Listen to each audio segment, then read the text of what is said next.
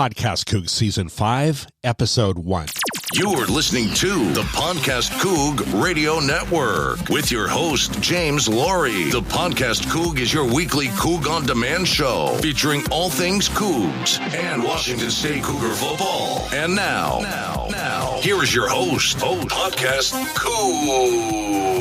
Hello, everybody. Welcome back to the PodcastCoug. I am James Laurie, the PodcastCoug, and you are listening to the PodcastCoug, where we're all things Cougar football, 30 minutes of Coug talk, where we're talking about Leach, Nick Rolovich, the run and shoot, Jayden de Laura, and our upcoming game against OSU in Corvallis on Saturday night. Hey, welcome back to the PodcastCoug. It is our 5th season right here on the PodcastCoug. Wow, that has been crazy 5 years now. Here we are, and let's talk about the last 11 months, which has been also crazy. And we're going back to Anthony Gordon, right? He departed as a free agent in the NFL and left the Cougs literally void without a quarterback, right? What a surprise. And then, of course, Leach left right after that for Starkville and forced Chun to replace really, right, the most successful coaches in Washington State history, and did so in about 5 days right after Leach left. Rolo seems like a good fit,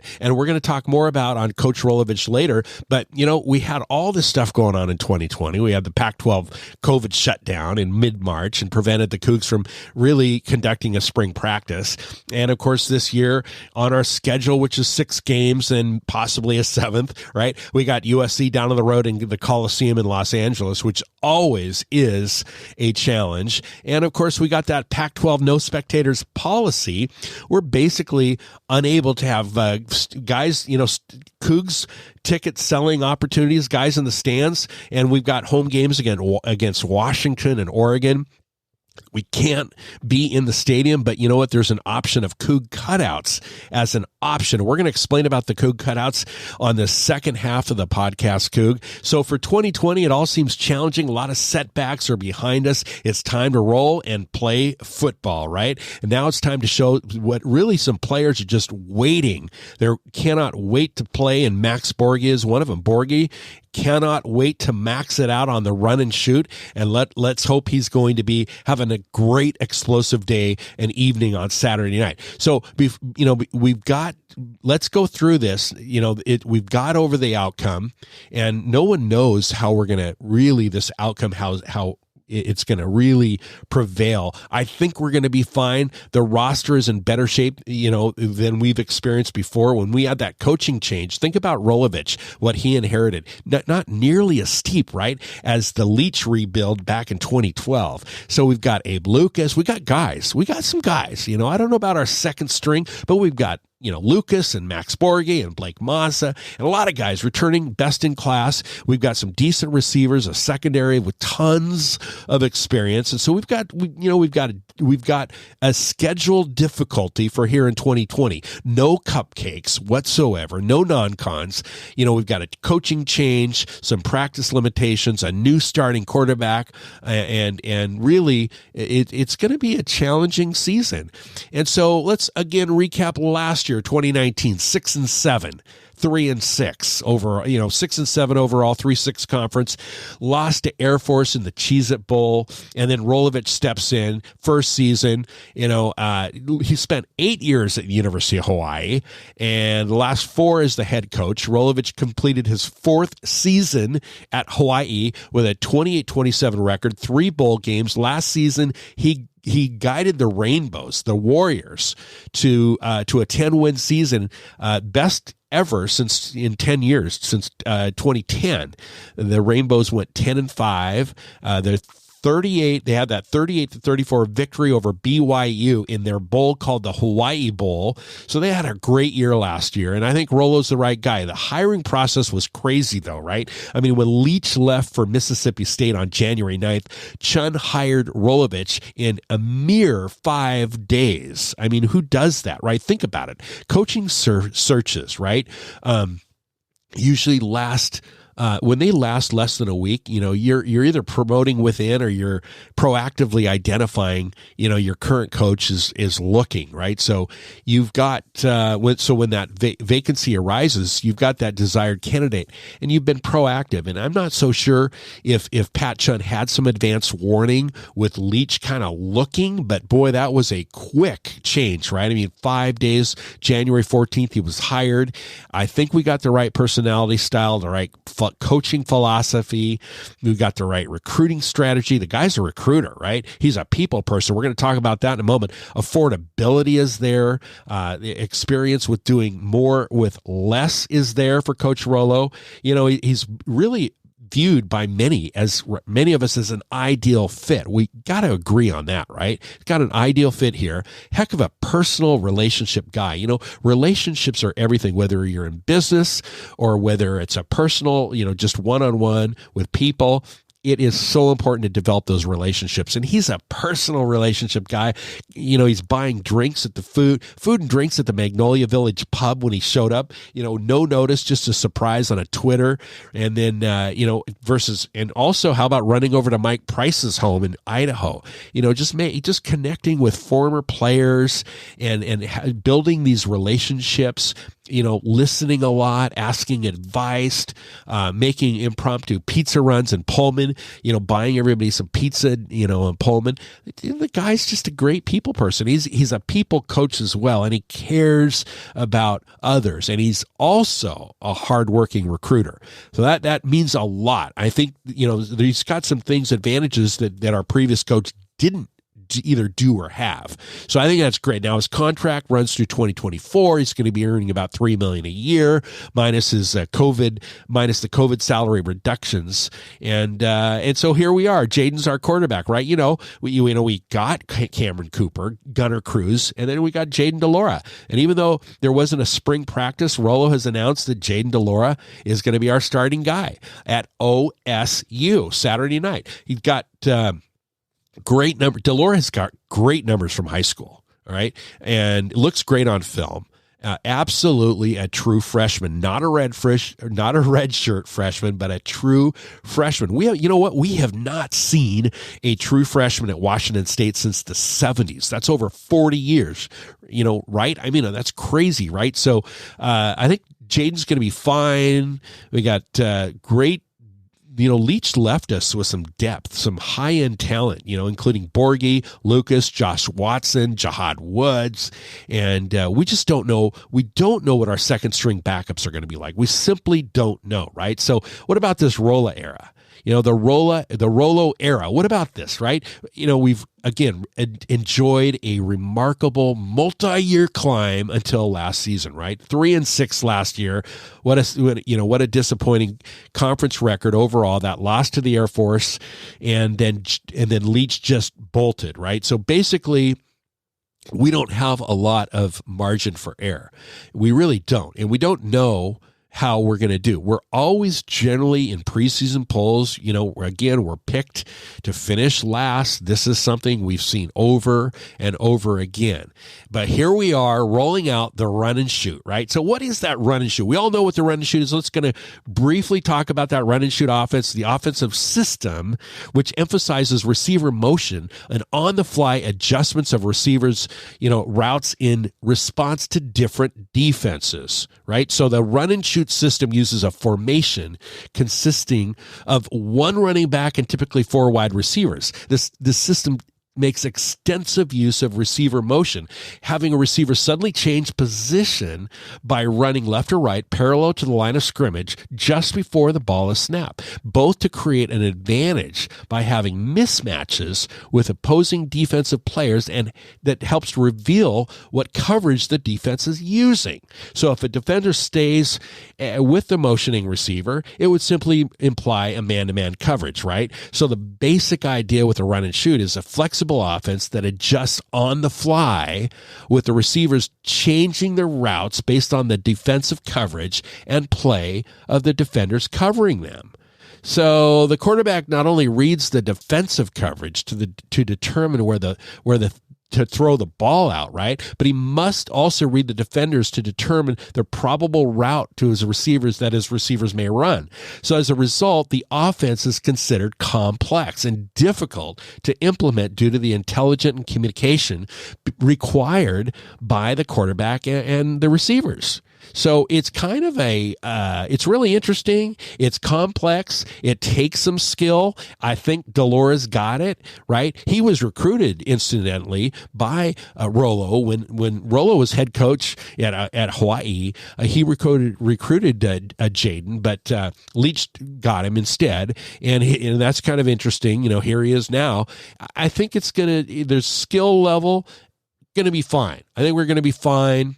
And here we are, our expectations of the Rolo era. I mean, so far he's just done wonderful. And let's see what happens. Obviously, nobody knows. I think this is more of a reload. Of course, it's a reload instead of a rebuild, but let's see what's happening on our defense. Hey, we're going to talk about OSU, right? The Oregon State Beavers on the second half of the show next, right here on the Podcast Coug. Hey, Coug fans. You're podcasting with James Laurie and the Podcast Coug Radio Network. The Podcast Coug is your weekly Coug on Demand show featuring all things Cougar football in Washington State. To help you get through the week, hit the subscribe button or check us out on iTunes, the App Store, iOS, Google Play, Stitcher, or at PodcastCoug.com. The real estate agent you work with matters, and a great agent helps you own the home of your dreams. And your dreams come true with James Laurie at Coldwell Banker Bain, representing clients like you 24/7, from condos to colonials and everything in between. If you're selling, buying, need a price analysis, or just a contractor referral, ask James, winner of the 2015 through 2019 International Coldwell Banker Diamond Award, with dozens and dozens of 5-star Zillow reviews and Seattle Magazine's 5-star award winner for 2018 through 2020. James Laurie, Coldwell Banker Bain, at 425-466-3672 or jameslaurie.net. Rock solid results. You're listening to the Podcast Coug. Two running backs in with the quarterback. Signals called. All man in motion going through to the right side. Handoff. Wings out to the right side. Touchdown, Washington State. You are listening to the Podcast Coug. Welcome back to the second half of the Podcast Coug. I am James Laurie, the Podcast Coug, where we're all things Cougar football, all things Coug. Saturday night, 7:30, FS1. It's Washington State down in the Willamette Valley of Corvallis. What a beautiful area. Oregon State favored by 1 point. That's rare, right? We started at 3. We were a 3-point favorite like a month ago or 3 weeks ago. Now Oregon State's favored by 1 point. Cougs have won 6 straight down at Corvallis Reser Stadium. Beavs haven't been an underdog in the series for several years. So this is the first time the Beavs are favored. Cougs have a 3-game win streak at Reser, and we're going back 20 years. Both teams have split the last 10 games played at Reser, but in Corvallis. But we've got the overall record, right? We've got that overall win-loss record. Petros Papadakis. He's going to be there. It's on FS1, right? So he's not going to be Petros is not going to be on the sidelines. He's going to be upstairs in the booth as an analyst, and he's a great guy, right? So Cougs lead the all-time series 47-3, and this is going to be the first time Oregon State is going to open the season against a conference opponent in a long time. I think 2008 was the last time they opened up with a conference game. So, these cardboard cutouts that you've seen in stadiums across the country on TV, Oregon State actually has sold out. They've sold out about 1,500 fan cutouts.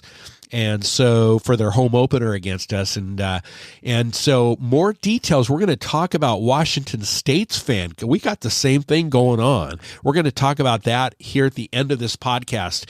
But Oregon State 5-7 last year, second-year head coach Jonathan Smith. The Bees lost to Rolo actually in Hawaii last year in Honolulu, 28-31.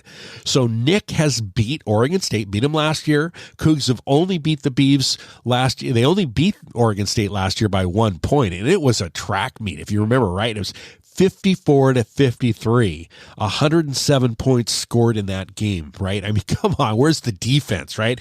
So, Jayden de Laura he's named up, right? He's ready to go.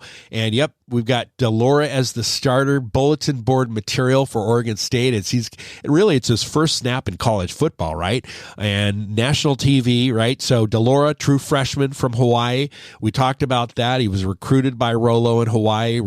Mike Leach brought him over. He won a 3-way battle against redshirt sophomore, Cameron Cooper and redshirt freshman Gunnar Cruz. Looks like the man. De Laura is going to be the first true freshman since the 70s in over 40 years to start as an opening day at Washington State. That's crazy. Obviously, Jayden's abilities to set him apart from the pack was, a really good arm, right? Strength and a good arm, competitive in nature, good understanding, good timing, gets the ball out quick. Accuracy is there.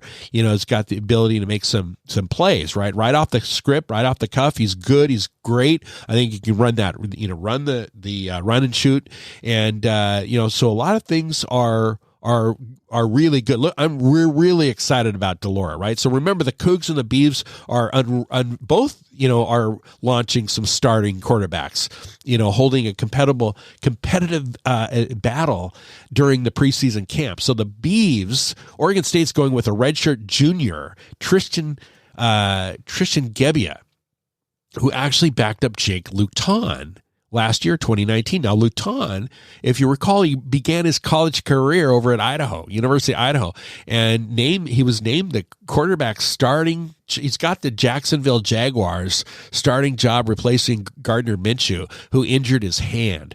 So Luton is replacing Gardner Minshew over at Jacksonville. Funny though, both Minshew and de Laura had they only had 4 weeks on their tryout, needing to work real quick, show the coaches they had the right stuff, build confidence in their teammates and everything. And that's kind of interesting. But, if you think about it, even when he had the chance to do so, de Laura didn't even return to Hawaii after when he arrived on campus.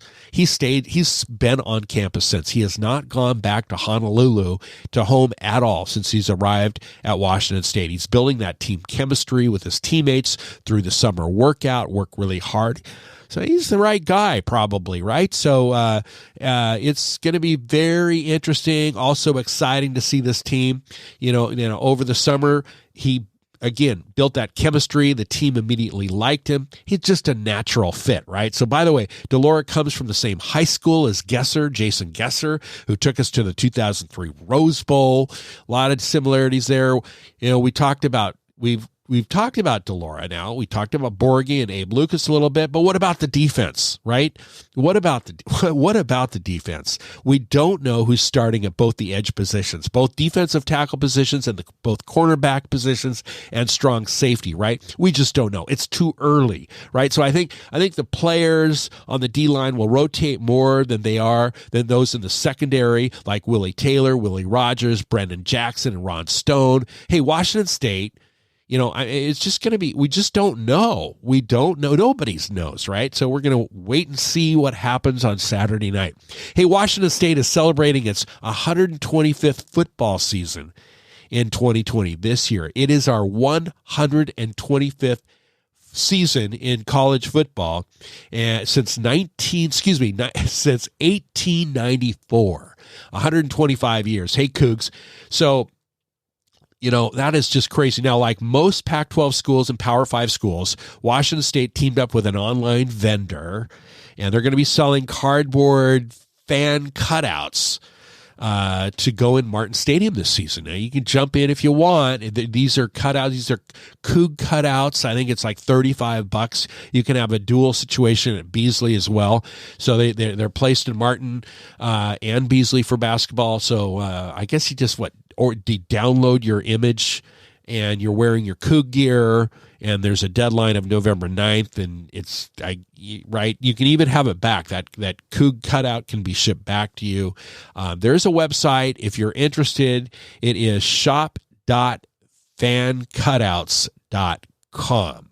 If more information. So, hey, that's it for season one of our, that's it for episode 1 of season 5 of the Podcast Coug. Thanks for listening. Make sure you subscribe if you like what you're hearing. Hey, it's Cougs versus OSU Saturday night, FS1.